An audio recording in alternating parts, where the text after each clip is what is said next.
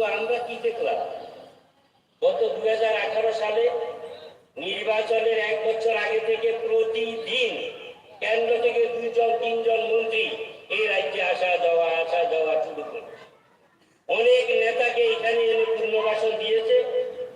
একজনকে দিল্লি থেকে ধরে নিয়ে এসে এখানে সভাপতি বানিয়ে দিয়েছে। যত মিথ্যা কথা, এটা বেশি কথা বলে বলে বলে বলে সারা রাজ্যের মানুষকে একটা বিভ্রান্তিতে ফেলে দিয়েছে। তারপরে নির্বাচন যখন ঢাকঢোল বাজলো, প্রধানমন্ত্রীকে দেখলাম প্রতিদিন এখানে আসা শুরু করলো, স্বরাষ্ট্রমন্ত্রী আসা শুরু করলো, প্রতিরক্ষা মন্ত্রী আসা শুরু করলো, অর্থমন্ত্রী আসা শুরু করলো। সব মন্ত্রীর খেলায় এই রাজ্যের মানুষ পাগল হয়ে গেছে। ওরা নির্বাচনী সভা হোক, যেখানে হোক, দাঁড়িয়ে বলছে এই নাম্বারটা লিখে রাখুন। একবার না, 2বার না, 3বার বলেছেন লিখুন, এই নাম্বারে ফোন করবেন, আমাদের মন্ত্রিসভা গঠন হওয়ার পরে সঙ্গে সঙ্গে চাকরির ব্যবস্থা করবে। বাবা, আমরা তো ভাবলাম যাই হোক লটারি লাগবে। আমরা সবাই পাগল হয়ে এদেরকে আমরা ভোট দিলাম। আপনারা সকলে মিলে ভোট দিয়ে 2018-তে এদেরকে আমরা ক্ষমতায় নিয়ে আসলাম। বন্ধুরা, ক্ষমতায় আসার ইতিহাস অনেকটা আছে, যদি আমি এখানে বলি সময় কিন্তু আমাদের কাছে তেমন নেই। কারণ আমাদেরকে এটা একটা শায়েস্তা।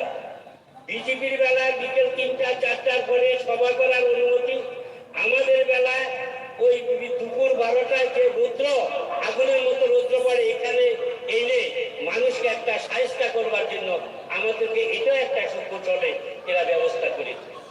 এটা কি নির্বাচনী সভা করার সময়?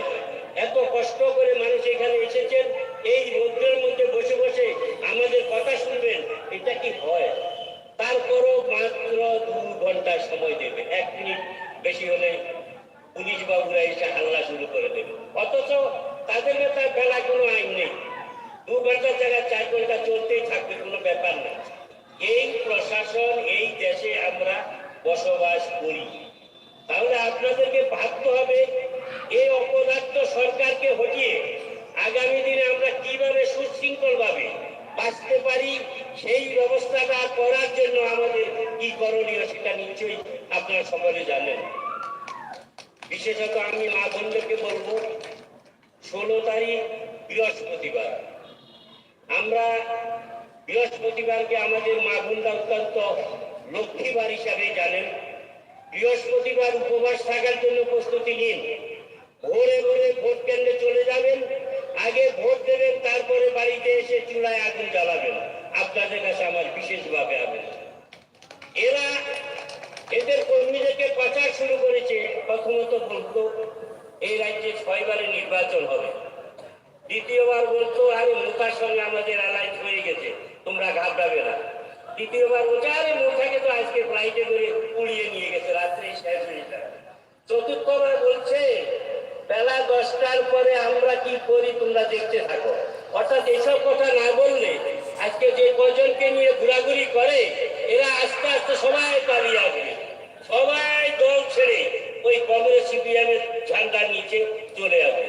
যেমন আজকে স্বপন মজুমদার এই এলাকার একজন নির্বাচিত মেম্বার, তিনি আমাদের দলে সামিল হয়েছেন। এখানে বহু মানুষ রয়েছে, রাতে অন্ধকারে এই এলাকা বলুন, জিরানিয়া বলুন, মোহনপুর বলুন, রানীবাজার বলুন, নাম প্রকাশে আমি বলতে যাব না, সবাই ফোন করে জানাচ্ছে দাদা আমি আছি, চিন্তা করবেন না, আমরা তো দেব।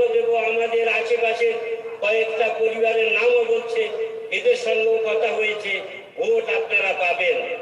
ওরা জানে না,